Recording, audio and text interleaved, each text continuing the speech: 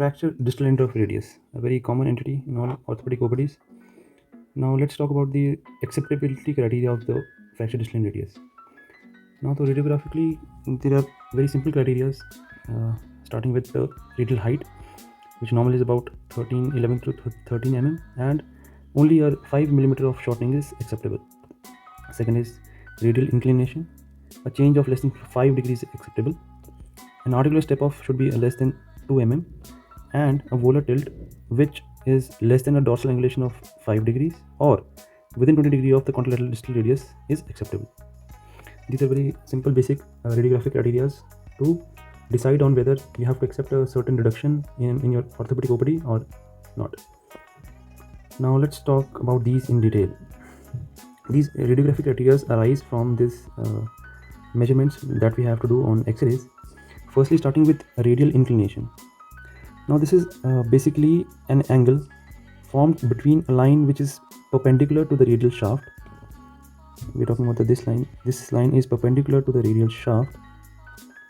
All these measurements are to be done with a reference line. The reference line being a line which is the first reference line will be any line which is perpendicular to the radial shaft. In all these measurements, one line has to be perpendicular to the central axis of the radial shaft. Now, radial inclination. The first line is the line which is perpendicular to the radial shaft, and the second line is drawn from the radial styloid, the articular margin of the radial styloid, to the ulnar margin of the articular surface. And the angle formed between these two lines is a 22 degrees of angle. It basically means that your radial articular surface is angled more than 22 degrees starting from its most proximal part of the articular surface. It is not a straight articular surface, it is angled at a degree of 22 degrees. This is your radial inclination, which is the inclination of the radial articular surface. Now, second is your radial shortening. Radial shortening is basically your radial length. Shortening word is a little misleading. Now, radial length means that the articular surface is at some distance from the ulnar articular surface, meaning thereby ulnar articular surface is referenced to be the one line, and the distal most radial articular surface, which is at the radial styloid, is the second line, and the distance between these is usually on an average 11 millimeters on an average. Now, another measurement which is to be mentioned here is the ulnar variance. Your ulnar variance.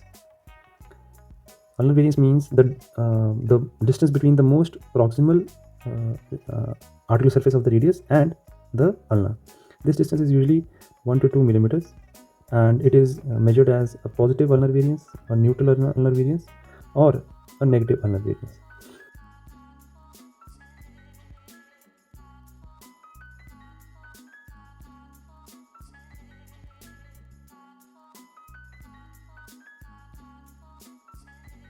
The distal articular surface should not be distal to the articular surface of the radius. Now, the third end is the volar tilt. Now, the volar tilt is measured in the lateral view.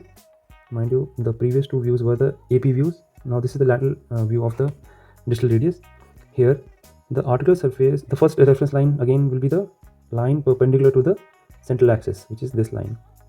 This is the first line, and the second line is between the two articular edges of the distal radius, from the dorsal edge to the volar edge, and the angle between these two is 11 degrees. This basically means that your distal articular surface of the radius in the lateral view is not a perfect flat horizontal line. It is basically arched in about 11 degrees. It is arched about 11 degrees.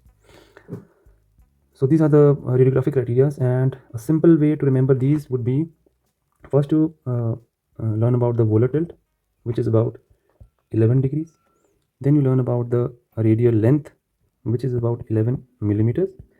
And then third is your radial inclination, which is the sum of these two, meaning thereby a 22 degrees of radial inclination.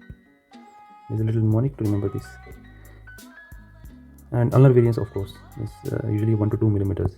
It should be either positive, it should be either negative or neutral. Positive is not preferred.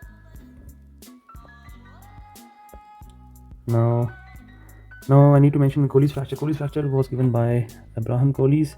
It was historically an extra-articular fracture of the distal end of the radius. And interesting thing is that Colles described this fracture before the X-rays were invented. Yeah, that was his genius. Now the typical displacements described are 6 in number. First is being your dorsal shift. Second is your dorsal tilt. Third is your radial shift. Fourth is your radial tilt.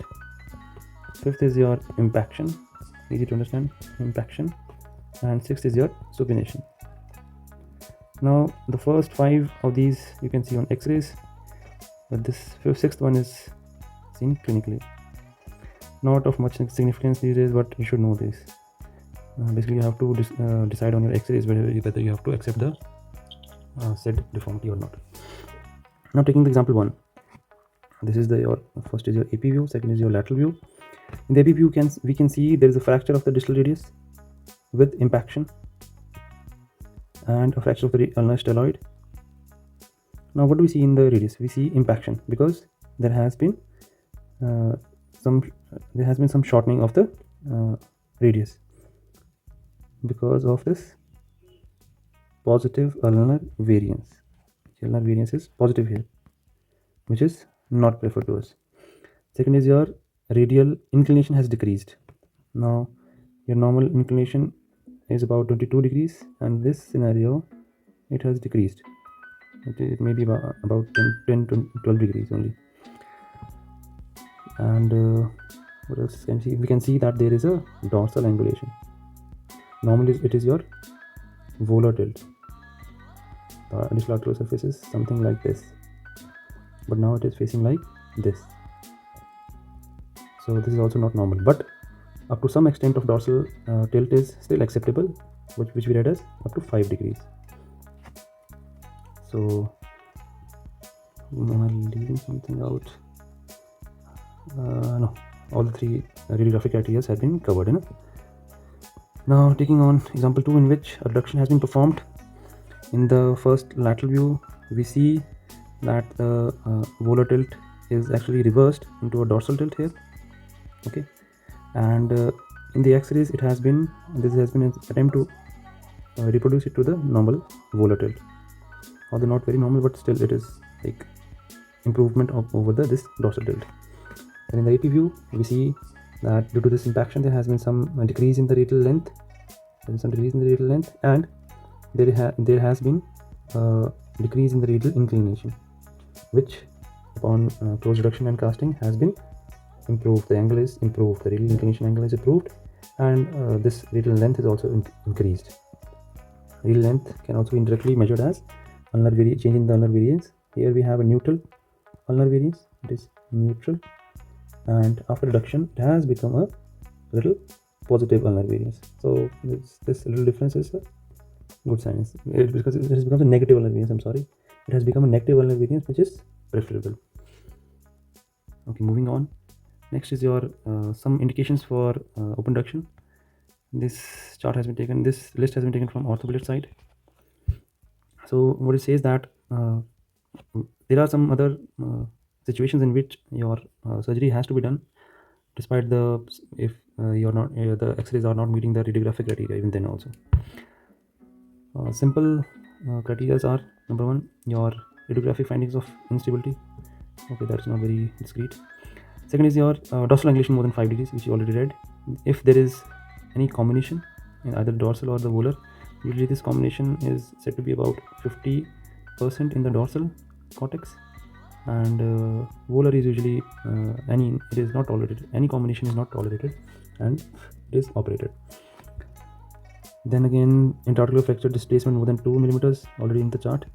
Radial shortening more than 5 millimeters. And sometimes when there is an associated ulnar fracture. Ulnar fracture means that there is a fracture of the shaft of ulna, not of the radial of the ulnar styloid, because ulnar styloid themselves do not require fixation. Then in severe osteoporosis, because there is usually loss of reduction, or there is ulnar impaction syndrome develops, or the patient later develops some radial shortening. Then articular margin fractures like the dorsal and the volar. Volar buttons are to be fixed always. Dorsal combination sometimes up to 50% may be accepted. Then there is your comminuted fractures and displaced extraarticular fractures like the Smith fracture. If they do not reduce, they have to be operated sometimes.